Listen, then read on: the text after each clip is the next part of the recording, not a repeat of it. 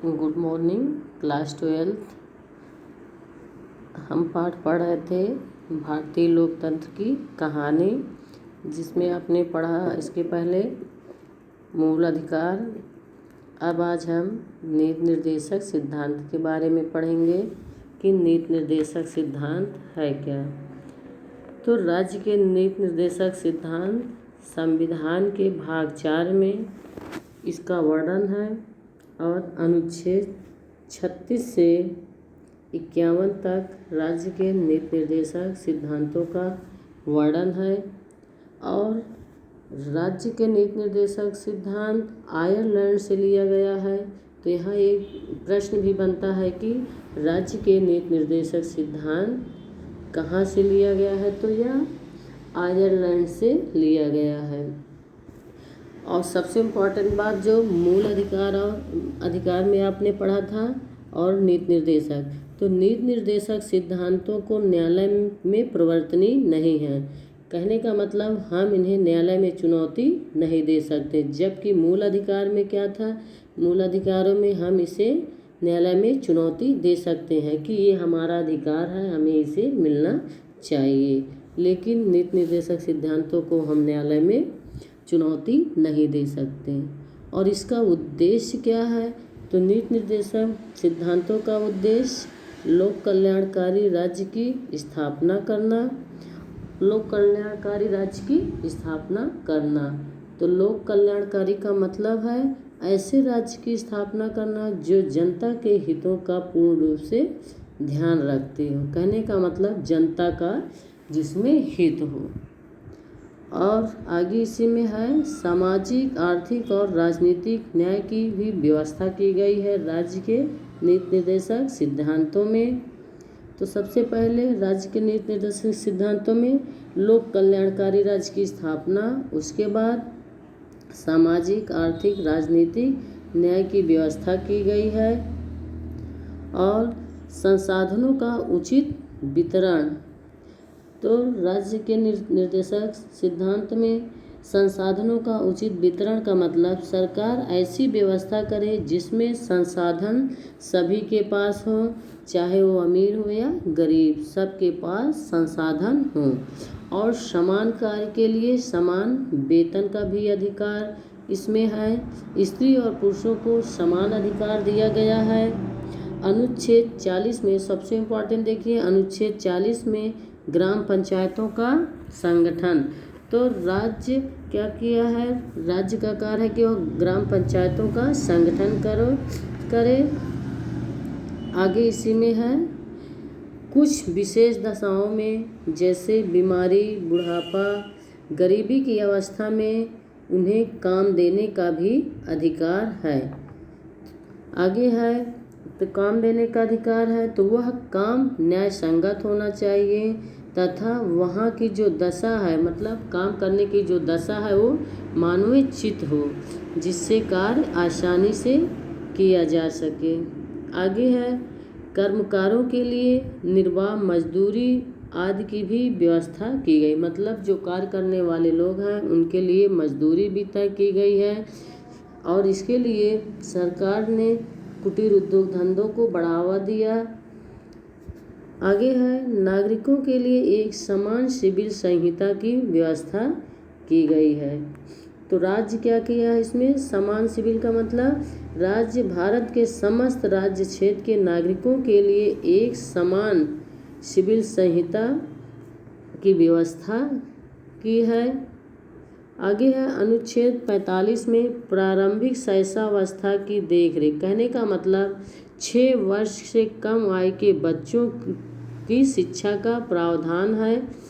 तो कहने का मतलब राज्य प्रारंभिक शैशवावस्था की देखरेख और सभी बालकों को उस समय तक जब तक वो 6 वर्ष की आयु पूर्ण न कर ले उन्हें शिक्षा प्रदान करता है। आगे है अनुच्छेद 46 में अनुसूचित जातियों, जनजातियों और अन्य दुर्बल वर्गों के लिए शिक्षा, आर्थिक व्यवस्था, सामाजिक न्याय की भी व्यवस्था की गई है। अर्थात अनुसूचित जात, राज्य क्या किया है, राज्य का कार्य है कि जो समाज के दुर्बल लोग हैं, अनुसूचित जातियां हैं, जनजातियां हैं, उनके लिए शिक्षा और अर्थ संबंधी हित के लिए व्यवस्था करेगा और उन्हें सामाजिक न्याय भी दिलाने का प्रयास करता है। आगे है अनुच्छेद 47 में मद्य निषेध। मद्य निषेध का मतलब जो मादक पेय पदार्थ हैं उन पर रोक लगाएगा, पोषाहार का स्तर और जीवन स्तर को ऊंचा उठाने की व्यवस्था करता है। अनुच्छेद 48 में कृषि और पशुपालन का संगठन। अनुच्छेद 48 के काम में पर्यावरण का संरक्षण तथा संवर्धन और वन तथा अन्य जीवों की रक्षा भी राज्य करता है। कहने का मतलब राज्य देश के पर्यावरण का संरक्षण और संवर्धन करता है तथा वन्य जीवों की भी रक्षा करता है। और अनुच्छेद 49 में राष्ट्रीय महत्व के स्मारकों, स्थानों तथा वस्तुओं को भी संरक्षण प्रदान करता है राज्य। आगे है अनुच्छेद 50 में कार्यपालिका से न्यायपालिका का पृथक्करण। तो कार्यपालिका से न्यायपालिका का पृथक्करण, तो कार्यपालिका में जो हमारे मंत्रिपरिषद अर्थात प्रधानमंत्री, राष्ट्रपति आते हैं, और न्यायपालिका का मतलब जज जो न्याय करता है। और लास्ट में जो आपका अनुच्छेद 51 है अंतर्राष्ट्रीय शांति और सुरक्षा की अभिवृद्धि। तो राज्य अंतर्राष्ट्रीय शांति और सुरक्षा की अभिवृद्धि भी करता है, राष्ट्रों के बीच न्याय संगत और सम्मानपूर्ण संबंधों को बनाए रखने का भी प्रयास करता है और अंतर्राष्ट्रीय विवादों के माध्यम द्वारा निपटारा भी करने का प्रयास करता है। तो ये है राज्य के नीति निर्देशक तत्व। आगे आपका जो है इसमें मौलिक कर्तव्य। तो मौलिक कर्तव्य कुल 11 है, इन्हें भाग 4 में इनका वर्णन है और अनुच्छेद 51 का में इनका वर्णन है। कहने का मूल कर्तव्यों का वर्णन अनुच्छेद 51 की का में मूल कर्तव्यों का वर्णन है और मूल कर्तव्य 11 हैं। तो भारत के प्रत्येक नागरिक का यह कर्तव्य होगा कि वह संविधान का पालन करे, उसके आदर्शों, संस्थाओं और राष्ट्रध्वज और राष्ट्रगान का आदर करे। स्वतंत्रता के लिए हमारे राष्ट्रीय आंदोलनों को प्रेरित करने वाले उच्च आदर्शों को हृदय में संजोए रखें और उनका पालन करें। भारत की प्रभुता, एकता और अखंडता की रक्षा करें और उसे अक्षुण्ण बनाए रखें। देश की रक्षा करें और आह्वान किए जाने पर राष्ट्र की सेवा करें। तो कहने का मतलब देश की रक्षा करना प्रत्येक नागरिक का कर्तव्य है और आवश्यकता पड़ने पर उसे अपने जान की भी बाजी लगा देते हैं। आगे है भारत के सभी लोगों में समरसता और समान भ्रातृत्व की भावना का निर्माण करें, जो धर्म, भाषा और प्रदेश या वर्ग पर आधारित सभी भेदभाव से परे हों। ऐसी प्रथाओं का त्याग करें, स्त्रियों के सम्मान के विरुद्ध है। हमारी सामाजिक संस्कृति की गौरवशाली परंपरा के महत्व को समझें और उसका परिरक्षण करें।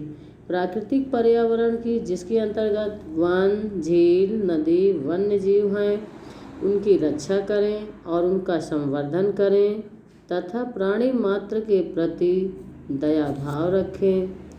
वैज्ञानिक दृष्टिकोण से मानववाद और ज्ञानार्जन तथा सुधार की भावना का विकास करें। सार्वजनिक संपत्ति को सुरक्षित रखें और हिंसा से दूर रहें। व्यक्तिगत और सामूहिक गतिविधियों के सभी क्षेत्रों में उत्कर्ष की ओर बढ़ने का सतत प्रयास करें, जिससे राष्ट्र निरंतर बढ़ते हुए प्रयत्न और उपलब्धि की नई ऊंचाइयों को छू ले। जो माता पिता या संरक्षक हों, वह 6 से 14 वर्ष के बीच की आयु के यथास्थिति अपने बच्चे अथवा प्रतिपाल्य को शिक्षा प्राप्त करने के अवसर प्रदान करेगा।